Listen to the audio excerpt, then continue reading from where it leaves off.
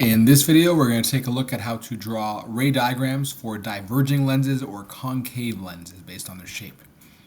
So as you can see over here, describing images for concave lenses or diverging lenses is a little bit easier because it doesn't really matter where the object is. The image is always going to be closer, upright, virtual, so on the same side as the lens this time, so opposite from mirrors, and smaller compared to the objects. They do get closer and closer and closer as you get closer, as your object gets closer. So there are special rays you can learn to memorize for these ones as well. So one of the special rays is simply one that goes parallel to the principal axis, and that refracts as if it's coming out through the focal point over here. So you draw your trace back ray, that would go through here, and we'll do that after. You can do another one that goes towards the focal point on the other side, but it hits the lens and refracts parallel to the principal axis.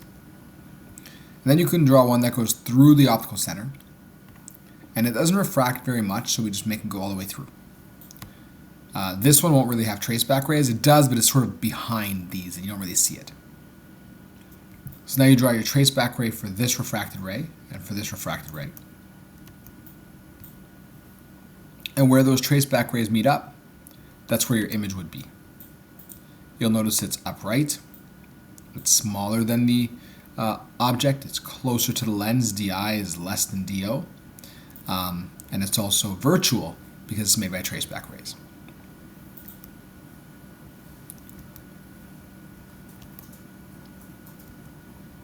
You can try this one on your own.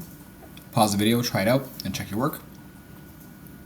So you can do parallel to the principal axis, refracts as if it's coming out of this focal point here, so your trace back ray would actually go behind there.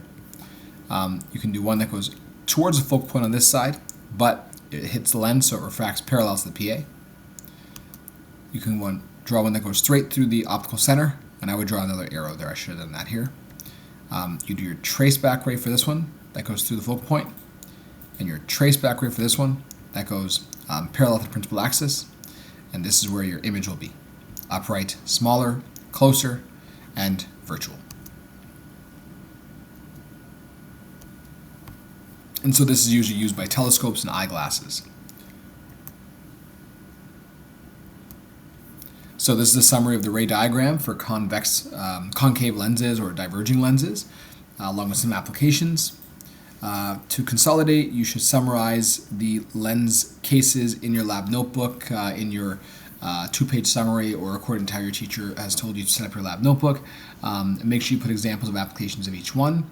There will be an activity in part of your homework and part of your learning task where you have to analyze different applications and explain how they work based on where the object is placed. So for example, here you can see a magnifying glass. This is a viewer trying to analyze, so an eyeball, trying to analyze a small letter using a magnifying glass. You can see the small letter is the object. It's between the focal point and the lens, and so that makes a virtual image on the same side as the object that's larger, upright, and virtual, but that's the larger letter you see.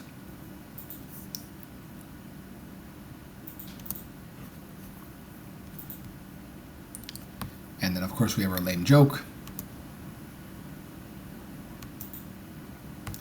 And for practice, you should complete more ray diagram practice. I recommend that you do a little bit of lens ray diagram and mirror ray diagram together, so you can clearly see the difference between the two, and you don't confuse the rules.